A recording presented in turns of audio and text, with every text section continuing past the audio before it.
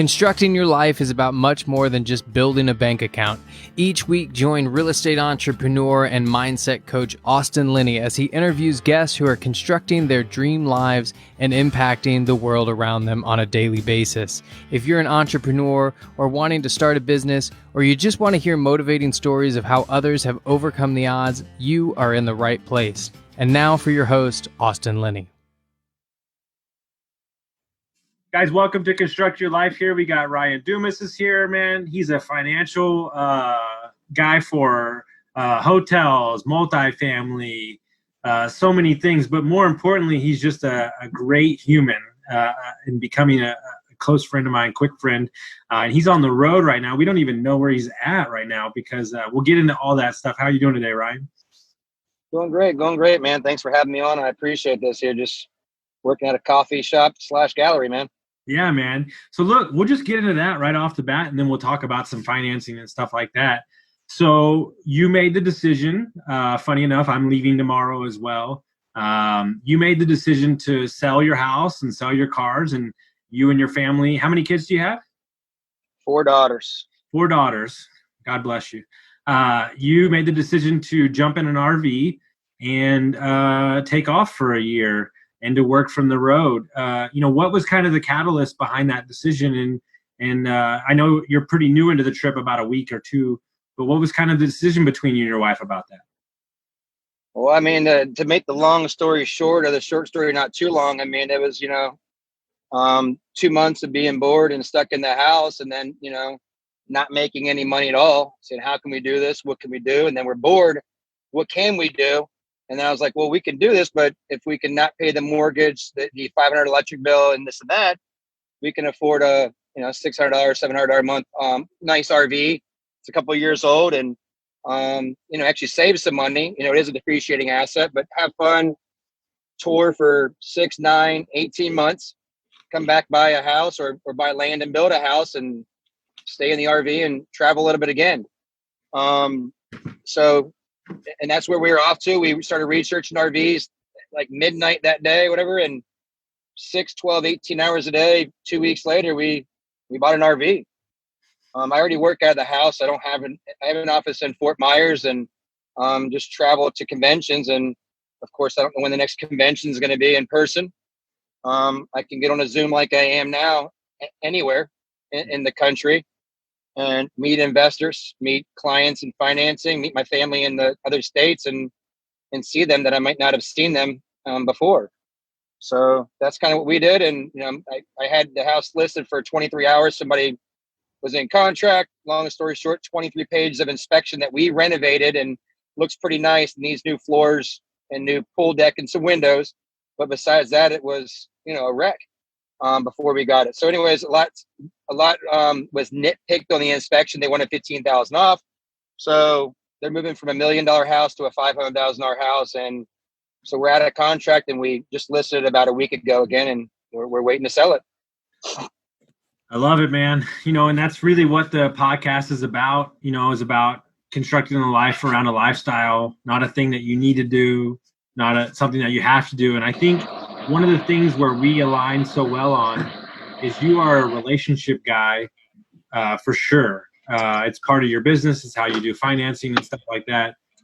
But I think there's an unplaced value of meeting somebody in person, right? And that's what you're going to do over the next year, is kind of meet your clients and meet investors and so on and so on. And I think that's something that's super important that is lost this day and age, that matters to people.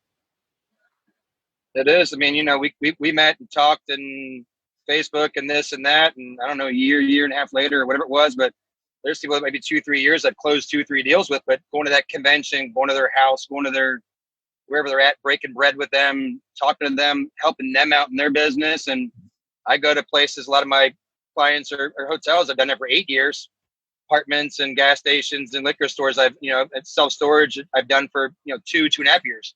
So, I mean, but those clients most of them are from India, and they have friends, cousins that are buying a business every single year.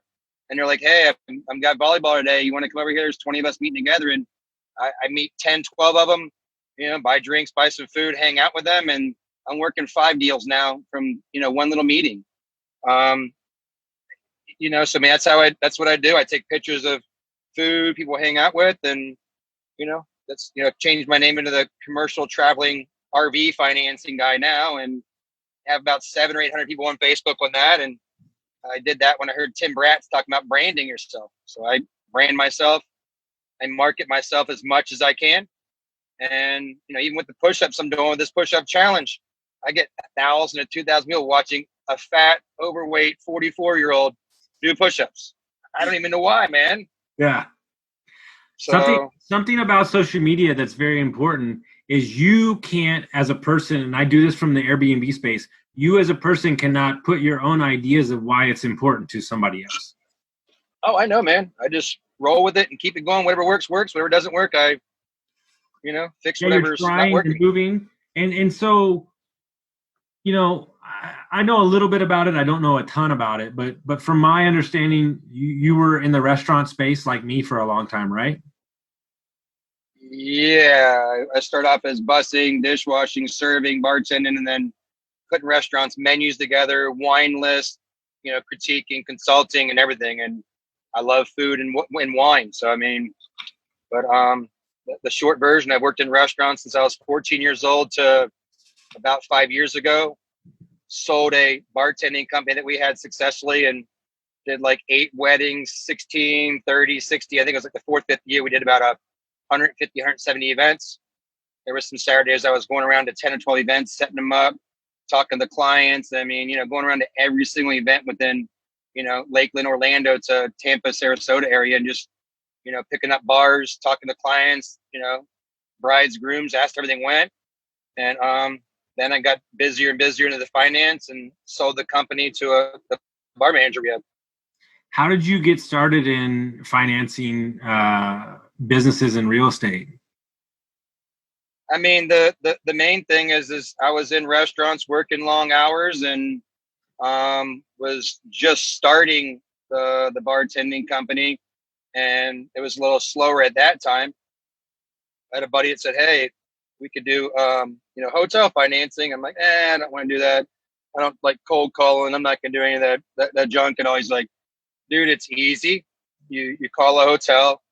At that time, it was like 35, 40% hotel owners where last name was Patel or whatever it was.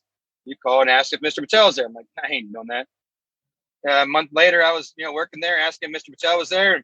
40, 50% of the time she was, and, asking if they needed equipment financing, working capital. So, 3 years later, I started going to conventions. Started going to conventions right away and meeting people, and they're like, "Oh, you're the guy on Facebook, and you're the guy that I talked to on the phone that tried giving me a 9% loan, 8% loan." And so now I'm doing the 3-4 percent acquisition refinancing loans. But I started off on the higher interest rates and met 3,000-4,000 hotel owners in the process. And I think this is where I want to sit for a little while, because I know I didn't until I worked for private equity. I think one of the most underrepresented parts of real estate investing and business investing is people don't understand how money and lending work. They don't. And when you don't know how it works, you have no idea. So when you have a client, let's just stay in the multifamily space for now. When you have a client that's trying to get financing for a long-term loan on, let's say, a 200 unit to 100 unit, what are the things that you're looking for in that asset in order for them to get a loan approved? So what asset are you talking about? They're Let's just say a C quality 150 unit in Texas. I mean, pre-COVID or now? So things have changed. I mean, so some of the things that we're looking at was, stability, occupancy, growth, and some things like that. They're going to make sure that debt service is there and the loan to value is there. Now they're looking at where are the tenants at? If it's downtown New Orleans or St. Pete or whatever it is, are they all in the service industry? Because right now, without the $600 a week and everything else, how are they getting by? Are they open? Is it in Florida where they're opened up and they're at a higher occupancy level? Are they in North Carolina or Washington or somewhere else where they're, on a 25% or they're on the phase 1 still? So they're asking a lot of questions. They're getting real picky about where are they at this month, 3 months, 4 months, and each asset's different. If it's a apartment, they're dissecting, if it's downtown area, is there servers, bartenders? Because man, in Dallas, man, there's some bars that are closed down that people are making $300 to $1,000 a day. They can have a $2,000 apartment right now. I mean, for I don't know exactly how long, but there's a lot of those apartments that just aren't doing well. And then to skip the hotels in Dallas and some of those areas that are mid-class and up, people aren't going to the airport in Austin and Dallas as much. So they're not staying in those hotels right there that were 80%, 85% occupancy. They're 30%, 35% now. Mm-hmm. So, they're looking, when are they going to stabilize again? Are they close to stabilizing? Most of the apartments that are diversified are doing pretty well. Most of the hotels that are independent, economy, extended stay are doing pretty well. Even the Candlewood Suites, higher brand and home twos that are extended suites. But if they're right by an airport convention center where usually they have 3, 4, 5, 6 demands, usually it's good, but nobody's going to conventions. So San Antonio is very hurt in that tourism market. They don't stay in apartments, so it's not hurting apartments as much. But the hotel sector and those gift shops and the tourism areas there are being really hurt right now. And I'm doing one, looking at one apartment, and I'm a hotel financing there, but it's a little bit harder because of that area. But that takes an experienced GP, experienced owner to go in there and say, listen, I got a place down in the medical area or whatever else it is. We do this, and this, increase our gross revenue, lower the rate, whatever you want to call it. They do improve the property, reduce some expenses and go from there. But they're looking at different things. They're looking at growth. They're looking at, what is the growth in the area? Because the growth in the area in February is different than it is now for apartments across the board. Mm-hmm. And then to go back to hotels, they're looking in hotels of, like I said, with the convention center and those things. Now the hotels that I financed, I did 23 hotels last year plus other businesses. But the hotels I did, the ones there was like 15, 30, 45 minutes from Nashville, Dallas, in Temple, in certain areas that were like a tier 2, tier 3 area. Dude, those are doing as good, if not better right now. Mm-hmm. So, if they're looking at a Holiday Inn last year that I would have appraised at $5 million, it might only appraise at $3.5 million to $4 million now. So a lot's changed. And even if, and that's more the ones that are affected, if there's not many apartments that are affected as bad as restaurants, hotel, and retail. So a lot of the restaurant, retail, and the hotel is a little hard to finance. I have 15 hotels ready to get financed right now with full packages. Mm-hmm. But then the operators of the apartments that have bridge loans that were waiting for that $200 a unit, $125 a unit increase in their rate, they're not getting those rate bumps right now because they want to make sure to survive mode that they're getting people in the door right now. So, it just depends on, where you're at. There's a lot of people moving from California into apartments in Utah, Idaho, and other places over there that, those people are taking, three move-ins a week that aren't having anybody move out at all. Mm-hmm. And I was just saying on the podcast, I was on somebody else's podcast earlier. I think that if I was a betting man, meaning just me, I'm doing it personally as well. I think you did it as well. I think that we truly don't know what's coming. I think so. There's never been a better time to maybe sell some of your assets, but also cut your expenses down to handle whatever wave is coming our way. And that's what you're seeing in the trend and what you're saying in Utah and so on, moving to these markets that aren't as expensive. And those markets might do better in this. Well, I mean, you gotta like these guys say, you gotta shift, you gotta pivot, all these things you gotta do. You can't say, oh, I'm just gonna invest in this area. It's like, I mean, Tampa and Clearwater, some people I know that invest other places like, oh yeah, it's cheaper here than California. Well, yeah, it is. And a lot of people I know in California, they're investing in Arizona and other places.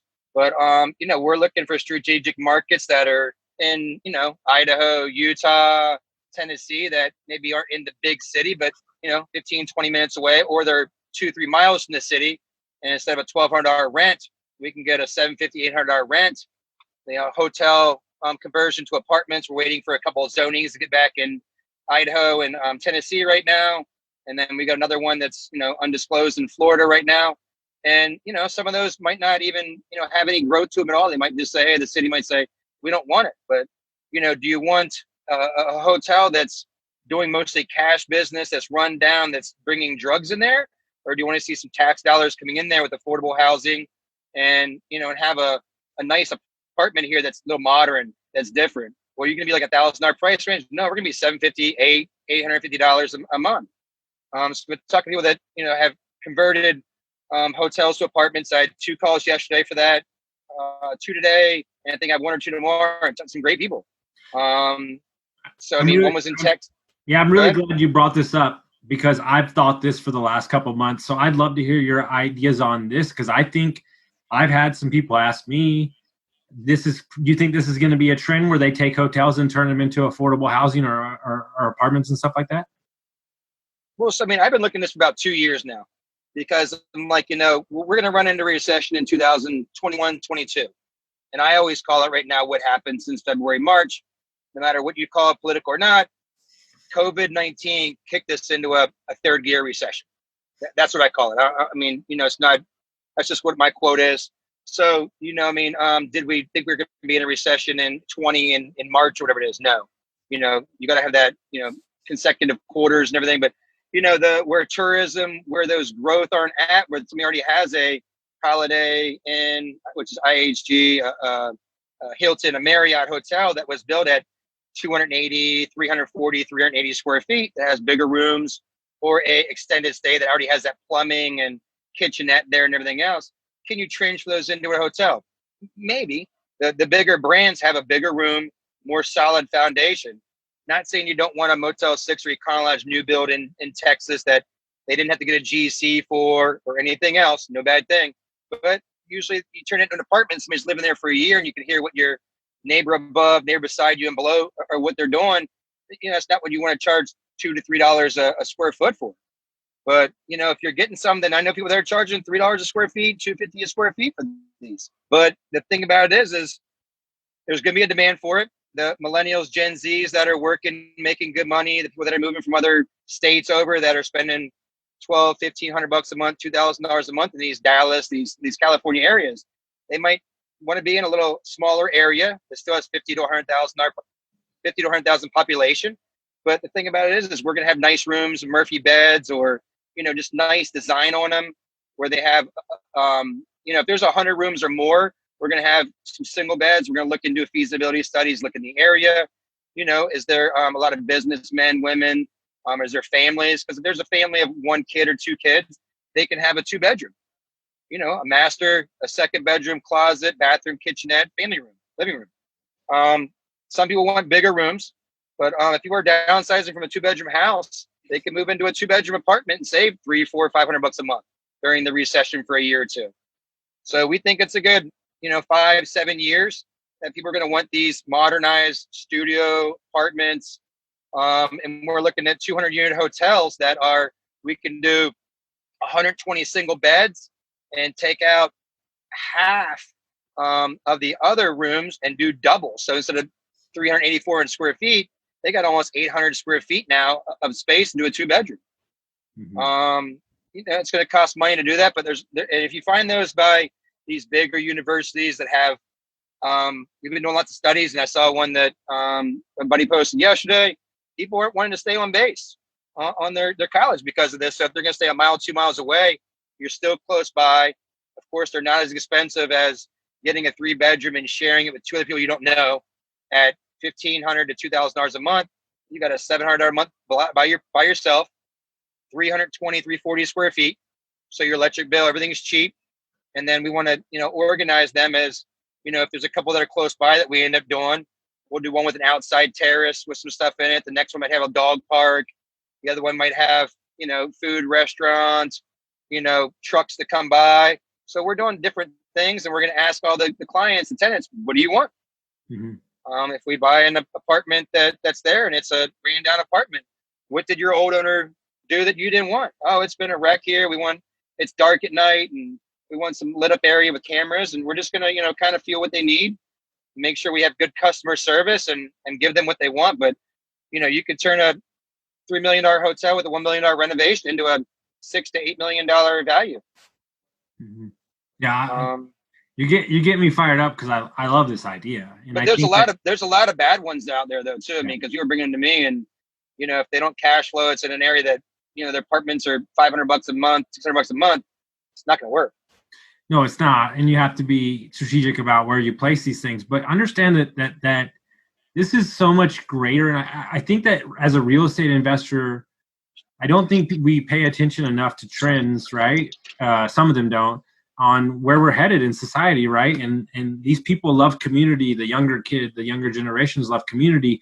And if you're like, they want more options available is what I mean. Like me personally, like you're telling me what you said, I would move in there. Like that works for me. Like, I mean, I don't have a lot of stuff. I would live there if I worked near there and stuff like that. And I think that we as investors need to understand that the mold is broken every year and things are changing. And political financing, whatever you want to call it, shifts the way the round you operate. But by being flexible and open to these ideas that you're talking about, and I think more importantly, you said something super important there: listening to your tenants and really like digging into what they want, and that's going to keep them there that much longer. Well, I mean, just on that fact, when you get to these places and it's you turn it over and you get apartments. I don't have experience on the apartment side yet, but I'm working with people that are experienced. And people that have 500 units, 1,000, 2,000, 3,000 units, I've talked to a few people. I'm like, what do you do? I've done consulting for 4 hotels. I've done a lot of financing. How often do you go to the place? How often do you visit it? Well, we live 2 hours, 8 hours away. I'm like, okay, cool. There's 4 of us GPs. We take turns going to it. I'm like, well, what do you do? And he's like, well, we just tell them, hey, we're coming in the first of the month, or we're coming in the Friday the 5th. And then, the next person comes in the next month and we take turns. I'm like, can I ask you something? I'm like, what? I'm like, why do you do that? And he's like, how many apartments do you have? I go, 0. I've done a lot of consulting and, made 6 figures and I've doubled every single year. And I'm like, I've done consulting, but the owners ask me when I'm coming in, the employees, and I won't tell them. Because if I told them when I was coming in, and a lot of people that are very smart, very good, maybe one thing they're missing or what, but I don't know everything, but there's a few things I know. And people are like, hey, I'm coming in the Friday the 4th. Well, what's happened Thursday the 3rd? Mm-hmm. They're cleaning that place and making it look clean and spanning for you. I don't say when I'm coming. I can go. I walked into a hotel before when I did consulting, and they're yelling at each other. You know what? I was stood at the door, and I was like, "What the heck?" So I stood there, and I came in quietly, and I don't rent no nice vehicle or anything. I put up there in a little meter car, and I'm like, "Hey, what happened?" Oh, they were drunk and they were this. So I consult with the owners. I'm like, hey, "That's not how you act," and and of course, their staff. The next day, I was sitting on the couch. I stood there right by the front entrance, and they're like, one lady's like, I don't know, where's there a good place to eat? I don't know, just everything around here sucks. I'm like, hey, what's going on here? I said, just tell them the Gettysburg place or this place in this town, and over here there's this Mexican place. Ask them what they want, and I'm like, okay, cool. And she's like, okay. Then the next day, this one somebody's asking her, where to eat, where to do things, and just being nice. Well, that's gonna help with customer service, reviews, and everything else. I know it's a hotel, it's not an apartment, but it gets there. But she starts telling this person everything. They're like, oh, thank you so much. That person left a review. I found out that person's review, 5 stars, so nice, so nice. I gave her a $50 gift card. I do consulting. I got paid to consult there. I came in every quarter, and then she's like, who are you? And I was like, I just talk about the owners, consulting. And then, I did a pizza party one day. I brought in some bakery. The next day from the best bakery around. I took pictures, shared on Facebook. And long story short, the staff, the morale was up. They were excited to see me when I came in, but I never told them when I came in. The place always looked nice from them. They were always like, hey, when's Ryan going to be here? When's the owner's going to be here? So, I mean, it's just one of those things that I did, and I took care of the staff. And, they knew that maybe getting a $25, $50 gift card when, they're only making $200, $300, $400 a week, making minimum wage. I've given somebody a $100 gift card, and they're like, well, who are you? I'm like, I'm Ryan. But those things made them work stronger and more harder. And, I eventually, the gross revenues at that place went from about $800,000 to about $1.3 million since I was there. And I did that for about almost 2 years at that hotel. And what do you attribute that to? Like, as just just from a higher level point of view of what you're trying to get across to the staff? Customer service, relationship, working together, doing things for other, caring. I mean, the whole thing. I mean, it's just finding out why the business didn't work and finding out and just ripping it apart and starting off from scratch and everything. Of course, COVID hitting that area is not doing well right now, and that's kind of when I stopped working for them because, of course, but there's only so much business you can help out when they're only doing 10, 20% occupancy. Mm-hmm. But, I helped build that place up and everything else. And when it's over, I'll probably go back and help them out again. But I want to do the same thing with the investment inside on apartments from hotel conversions or just an apartment. But to touch on that real quick, why I want to do the hotel, because some of these hotels, they're a little smaller units, but they're not asking 60, 80, 100,000 units.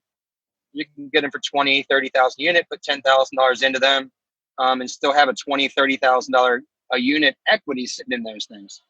So there's some that I'm seeing for 15,000 a unit that need 15,000 a unit. So you got 30,000. If the hotels in there are ran down, selling for 65,000 a unit, I know I can sell for 65, 70,000 a unit. Mm-hmm. So would we make on that? We can make 40,000 a unit. Mm-hmm. If it's 100,000 units, 100 units, I'm sorry. We could pretty much make about $4 million. Mm-hmm. Mm-hmm. I mean, there's a lot of money to be made on those. Now, smaller room, modern, are you going to have a family that has 2, 3 kids moving those? No. A lady that goes out to eat all the time and works a lot, comes back to their place. Yeah. The 2 bedrooms, somebody with 1 kid, maybe 2 kids with some bunk beds that we'll have set up that, we can have a model in there of how they can set it up. Some Murphy beds and just say, here's how the model is. You can do this or this, but it's yours to open up. And, if it's something that are close to college, you might do some that are, fully furnished, just, bring your mattress and, kind of those type of things. But, there's a possibility to do on a 350 square feet, $900 to $1,000 a month when, the rents in the area are still a little bit above that, $1,000 to $1,200 in the area. They would rather stay off campus, a little bit away from downtown. Now, I know downtown's hot in some areas, but if you can save $200, $300, $400 a month and you're in a cool apartment, and some of these places are going to have restaurants, bars, food trucks, it's going to be pretty cool. So, and some of these places, some of these hotels will have an additional 3 to 6 acres in the back that we can build more off of that too. No, I mean, it's an amazing play. And I think that's what's important. And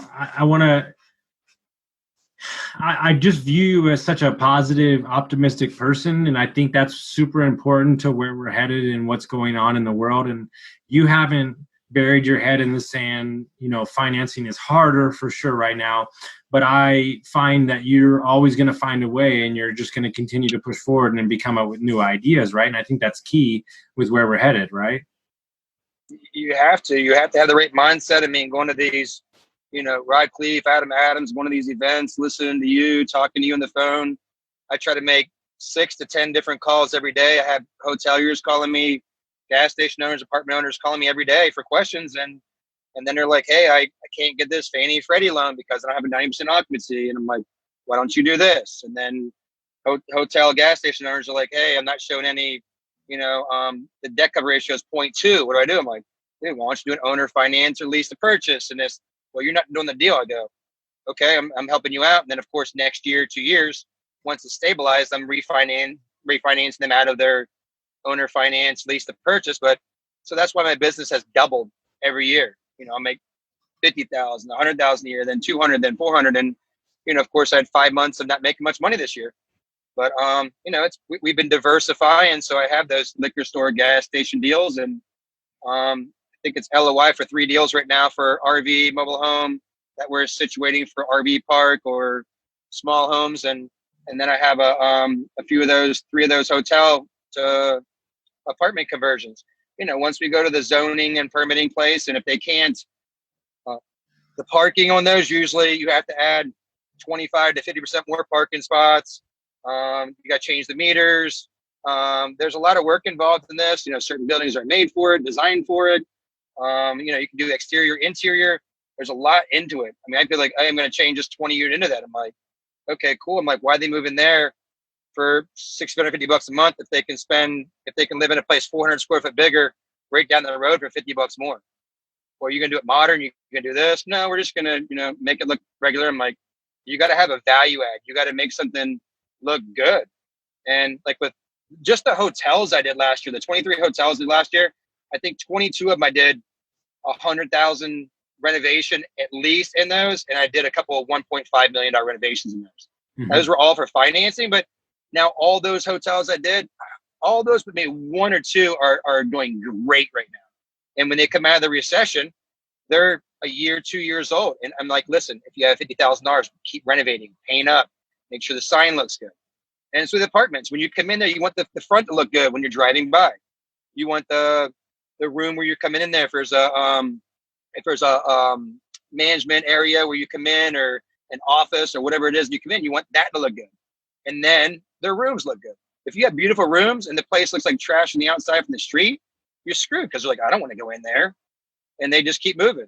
All these guys that are renovating and, George, all the renovations he does with these places, they look beautiful. Mm-hmm. That's what you want. You want these places to look beautiful, to go in from the main entrance to the office manager, to where it's at, and then to your unit that you're getting. But back then, it's relationship building, it's networking, continue it to it. Because when it was slow for 5 months, and I'm busy now, the 5 months it was slow, I worked more than I did when I was busy producing, having 2 to 3 closings a month. No, but that's who makes it though. And I think the overall like theme of this and what you do and kind of the podcast is like, people need to understand that options right now in society are plentiful. I mean, literally, like, we're about to leave for 3 months. I don't have anything planned. We'll just book the day of. Like, people can do whatever they want, and people are doing more things off service, off looks, off how they're being treated. Like, I will just leave a hotel now if I don't like. I'll book it and I'll be like, this doesn't work, and I'll just walk out. Like, I'm not gonna stay here. Like, so yeah. as we move further, like, customer service, little touches, little things you do are gonna set yourself apart as a business owner, investor, and all around. So what do you do when you go to a hotel, when you go to rent an apartment complex out? What do? You look at reviews. I go TripAdvisor, I go to Facebook, and 3.2, and I'm like, out of 5, that's it's like a 60-64%. I'm like, that's almost a failing grade. People are like, where do you go to eat? I'm like, I look at places up, and I'm like, this place looks good, the pictures look good, and if I don't have a friend that tells you where it's at, I look them up. If you got one person that voted, it's a 5.0, it could have been them or their sister that voted for it. But you got 1,000 people that voted for it, it's a 4.9. It's going to be a good place to go to. So that's where customer service, taking care of your staff. Your staff's is not happy working there. They're not going to be good. Your food could be the best food. I'd rather go to a place with good food and great service than great food and horrible service. No, you're 100% right. And I mean, I know it doesn't make sense to some because I'm a foodie, but I want to get taken care of. I don't want to wait 20 minutes for a drink. I don't want to make an hour and 15 minutes to get my dinner. No, I sold wine for 20 years, and I got a friend who knows more about wine than anybody I've ever met in my entire life. But he used to wait, his customers used to have to wait like 15 to 20 minutes to get their first drink in their mouth because he's explaining so much about the wine. And I always told him, I said, hey, bro, that dude has worked all week. All he wants is a effing cocktail. So why don't you get him a drink first and then talk about the wine? And once he started doing that, people were like so much happier, because that's the truth. I mean, like, dude, I believe this, and we're both foodies, so I'll just say this from a separate point of view. I've had the best meal of my life has been with the company and the setting I've been in, and it's been like an $8 burger. Like, seriously, like, it's all relative. Oh, I could probably tell the best meal I had was in probably St. Kitts by the rainforest, a chicken with some hot sauce that was like $3 and a pear soda. I think I had a beer. My wife had a saltfish on a Cuban bread, and I think our bill was $14, and our taxi ride there was like 20. And then the next day we spent $200 on like lobster and filet, and I was like, let's go back there again. I mean, foodie, but I like good stuff. And the guy was like, I made this hot sauce. I cooked this chicken in the back of the hut here. But that's travel. You're going to see that traveling. That's why we got the RV. I mean, But now we have our year booked out until December. Okay. So we're going away 6-8 weeks to Colorado from Florida back. All that's planned because Colorado, we had 6 RV places that were booked up 6 months out. Okay. And there's a couple that don't take RVs over 32 feet. And we got a 38 footer with 4 daughters and a wife. We have to have a bigger RV. So it's 2 years old, man. And we're going to have a blast doing it. And then we got to come back here for every 6, 7, 8 weeks. We're going to come back here for about 4 to 5 weeks at a time. Visit my 15-year-old daughter, spend as much time with her, do my work, visit my clients, and then, businesses that we're looking at here, investing into and everything, taking care of those, making sure the asset management and, making sure back to what we said about relationship and customer and tenant base is going to be good. And is there any concern, because I don't have one, but I just wanted to ask you, is there any concern when you decided to do this that you aren't going to be able to be as present in your businesses or in your job? Was that ever crossed your mind? Present in meaning like people think like, oh, I have to be here to invest, or I have to be here to do my job. Like, how could I think about leaving? How could I work from? People tell me this all the time. Austin, like, you're on vacation, like, stop looking at real estate. And I'm like, no, you're an idiot. This is my lifestyle. This is not a thing. Like, this is just who I am. Like, I love investing in real estate. Like, it's part of me. It is. I mean, like anything, you don't want to be an absentee owner and buying something in, New Mexico and no partners, nobody lives there. But, just like a restaurant business, you need to be outside your restaurant more, talking about it, advertising, everything else, or than you are in it, yelling at your employees or just saying, hey, this food's good or whatever it is. Well, you got to talk to people. You got to go out next door and go to the bars and the comedy clubs and go, hey, come to my restaurant. Here's a free drink ticket or whatever it is. And I learned that in college, even though I didn't finish college. I got about 60 credit hours. Different story, but yeah, man. I mean, I learned a good bit in college. I learned a lot at other restaurants and bars I worked, the ones that made it, the ones that didn't. Like, I worked at a restaurant in Clearwater, Island Way Grill. Worked there about, 10, 11 years as a bartender outside, and redid their wine list, their drink list a couple different times. And just our owners like, hey, y'all tell 10 people to come in this place and we'll get busier. When it first opened up, and then we tell 10 people, and then we had an early bird special. He's like, hey, tell 5, 10 people. We told him, and they got busier. It's just word of mouth, the networking and thing. But, so there's a lot to each industry, how they operate, how they work. But we're going to have partners in each city that we do have an asset in, so that we do manage it, asset management. And then if other partners need to visit once a month, once a quarter, depends on how big it is. If it's a 16 unit, we're not having to go there every month or quarter, but the person that's there takes care of it. But, we pick strategic cities that one of the partners know how well that city is doing, the taxes, insurance, demand, growth, jobs, all those things in there, and pick that. Yeah, I live in Clearwater, but Clearwater I might see that things are, high price and there's nothing around here. Now somebody else might buy where I'm buying that is buying in Clearwater. But I know people in Canada like, oh, I'm buying in Clearwater. I'm like, why? I'm like, well, up here stuff's crazy expensive and I'm buying down here. I'm like, well, yeah, but I'm not buying in Canada or anything else right now. But we're, like I said, we're in strategic cities that there's growth for that asset. I have mentors and of asset management, of financing that I use, and if it's something that I can't finance, there's local banks that do things that might not work with us. We're a boutique broker. We usually have like 3 SBA lenders, 3 non-recourse lenders, our Fannie Freddie products, and our couple of our bridge lenders, but nothing big. But I know the presidents, I know the vice presidents, they know me.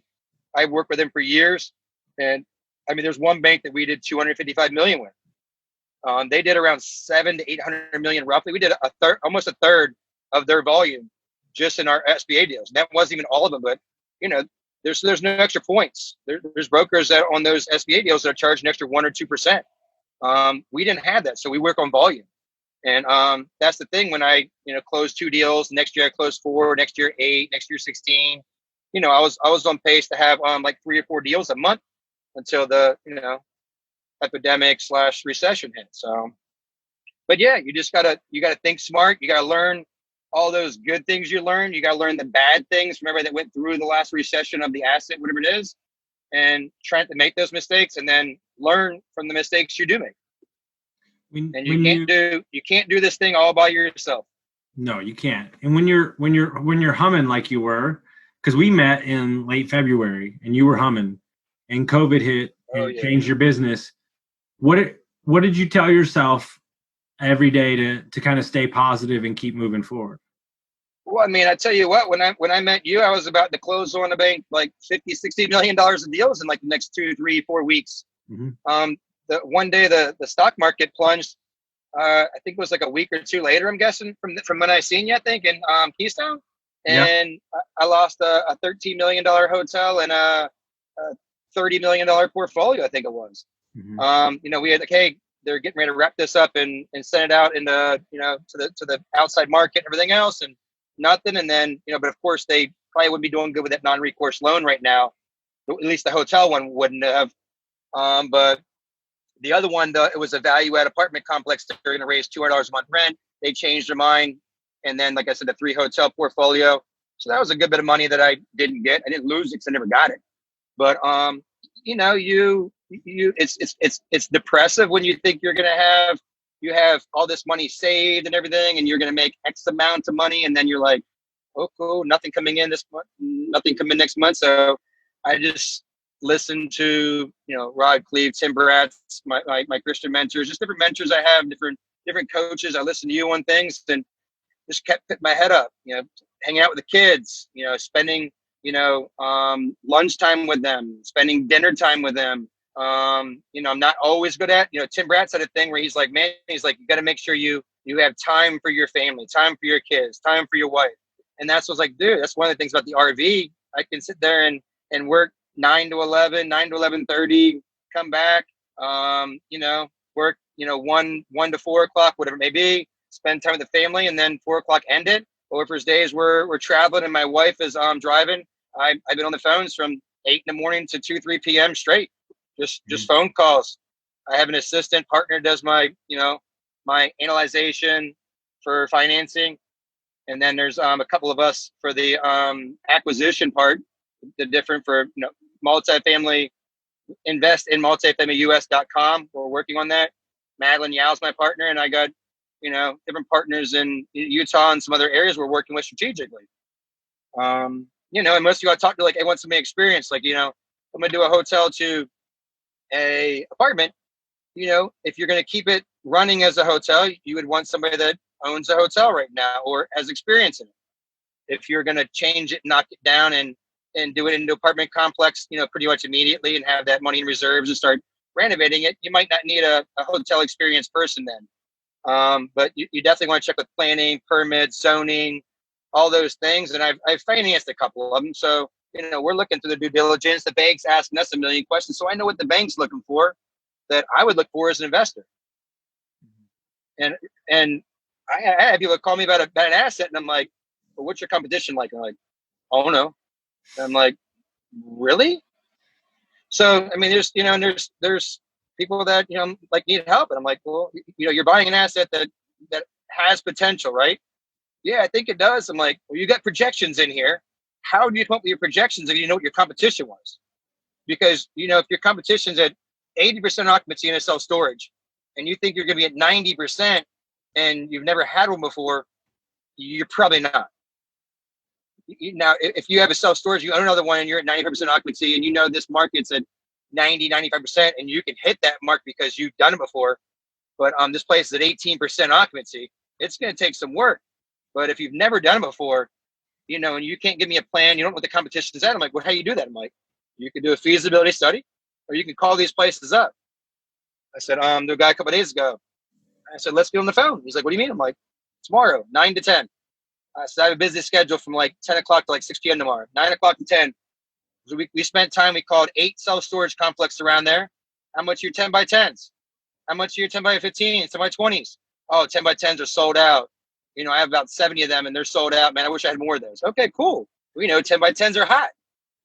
Call the next guy. Man, I don't have any 10 by 10s, but I'm renting my 5 by 10s out. 2 of them, or whatever it is, the price of one, and, giving deals on them. My 10 by 20s are pretty hot, but only have 5 of them. And just so forth. So we got all this stuff there. And we found out that, realistically, roughly, mathematically, that they're about 80 to 85% occupancy, with a couple of calls the next day. I'm like, how many units did you have? Oh, I have 60. All of them are full. The ones that are 150, 200, it's gonna be a little bit harder to get those full. But we asked a bunch of questions, man, and kept writing notes down and writing things down. This guy's like, man, I never thought about that. I'm like, a lot of people that are smart and that have experience, that have 2 or 3 apartments, 2 or 3 self-storage, facilities, that's what they do. They figure out what their competition's at, how they can be number 1 at their competition.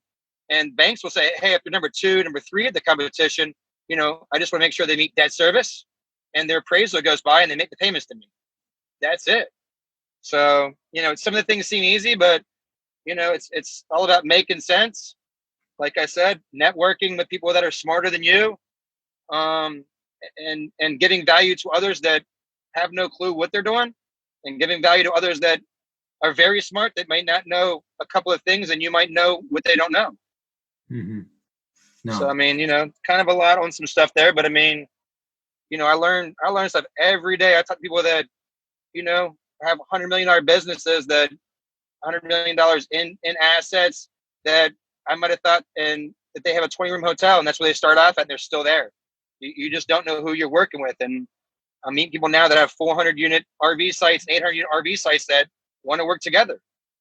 Mm-hmm. And then the same day today, I get a call from a buddy that's got, hey, I got a 30-unit RV site. Good deal. What do you think? I'm like, dude, let me introduce the people that I just talked to or I'm talking to with these other units and see if they can help out. So just working, man. I love it, dude. So inspiring. What's it? Go ahead. So, just got to do what you do. Some days I look exhausted and tired, but, we don't work 2 hours a day, man. I want to work 15, 16, 18 hours a day. So I have, 4 hotels that I rebranded into studios, apartments, a couple RV sites, and be able to help others out, donate to homeless people, single moms. Just being able to help others out, disciple, and just add value, man. No, and that's what I love about you. You're so dedicated to your church and charities and stuff like that. You're so giving of your time. It's so great. It really inspires me, and that's one of the reasons why I'm drawn to you for sure. I love it. There's so much gold in all that you just said. How does somebody get a hold of you? How do they find you on Facebook? Stuff like that if they want to talk to you about. And by the way, guys, if you want any financing, just message me and I'll connect you with him, because this is the guy to get it done. If he can't get it done, he knows the guy that can get it done. So that's all that matters. Pretty much. I probably help more people that I can't finance than I can. But yeah, man. I can give my number. I'm Ryan Dumas on Facebook. I probably have 5,000 people or 49.97 right now. So commercial finance. And I think it changed it to RV commercial finance guy, Ryan Dumas. And then every time you change them, it gives an update to everybody that's on there. So it's good to change those once in a while. A good key I learned a few months ago. And I have multifamily, might even put RV, multifamily, 5 units or more commercial financing on there. So those are a group and a page that I have. I think I have a couple hundred people trying to invite on there, and sometimes I don't know who people are, but I've done a lot of these networking that I just can't invite everybody on there, because I have a lot of, I have like 3,000 or 4,000 hotel owners that I've had in the past 8 years. They're always referring me out. I don't want to just delete them. So I have, I wish we could do 10,000 on Facebook. So I do the groups, I do the pages. My number is 727-729-2647.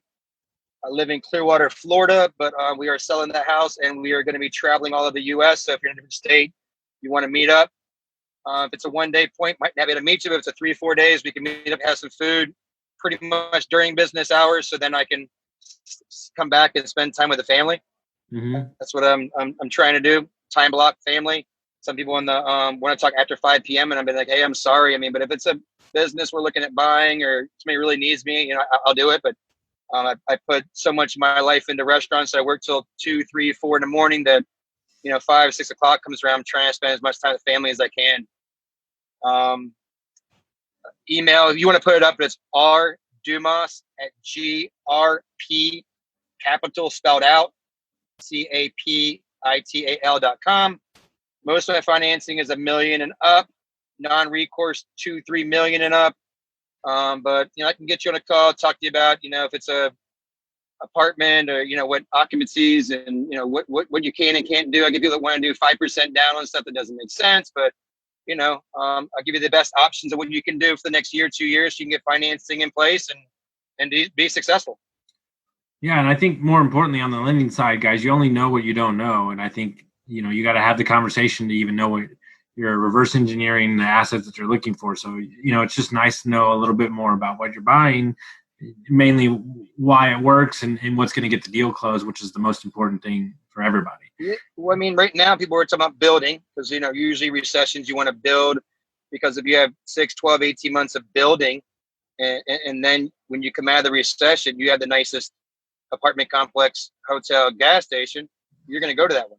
If you sit there and you say, I didn't make any money in 3, 4 years, 2 years later, you didn't do anything, you're going to have the slowest hotel, apartment on the block, and you're going to sell it and not make any money. So, I mean, but you just got to stay on top of your game. And, it's easy to not work like I did for 5 months and spend the money and, fall into a depression. I didn't see people that's one reason why I did the 22 push-ups with veterans that committed suicide. I mean, it's just one of those things. You can get depressed and be in a hole and not want to work. And my wife's like, well, you don't have anything going on. You're not getting nothing's going on. I'm like, I'm making calls. I'm going to network. I'm going to work with investors. And she's like, what'd that guy have? I'm like, he's got 20 hotels. She's like, oh, what's that guy have? I was talking. And she's like, you sound like, it's pretty big. I'm like, yeah, he's got, 4,000 apartment complexes and, units and everything. And, I'm just trying to people that are smarter than me. So it's like, people ask me a question and I'm like, yeah, I finance something like this. I haven't bought it. I'm like, well, it seems like you have this and that, but just trying to make myself better every day. And, if somebody wants to give me a call and just talk about life, man,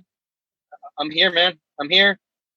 Guy, girl. I mean, I have a lot of business relationships that my wife's always like, I always hear you talking on the phone with girls. I'm like, well, there's a lot of girl business partners business people I'm talking to. And, they're like, hey, my husband, does this. I do the numbers, but, I heard you're the person to talk to with financing or, I want to get this business, but I want to make sure I'm doing the right thing. You want to be a partner in a year from now or 6 months from now. And so that's why I've been getting in the investment side. A lot of people that get into investment used to be into financing or used to be in the brokerage side. And once they know, certain businesses go up for sale or anything, that's when they start, getting in the investment side. So, but, stay tuned. I'm here to help out in any way, give value. But, I just, I try to be a better person and a better giver and do my thing. No, for sure. And I'll probably see you in Colorado. So I got some friends there and we'll probably meet up. But I just thank you so much, guys. If you like this episode, make sure you send it out to your friends, share it around, and we'll catch you next time. Thank you so much, Ryan. Love you, man. God bless, man. Have a good day. Love you too, brother. See you.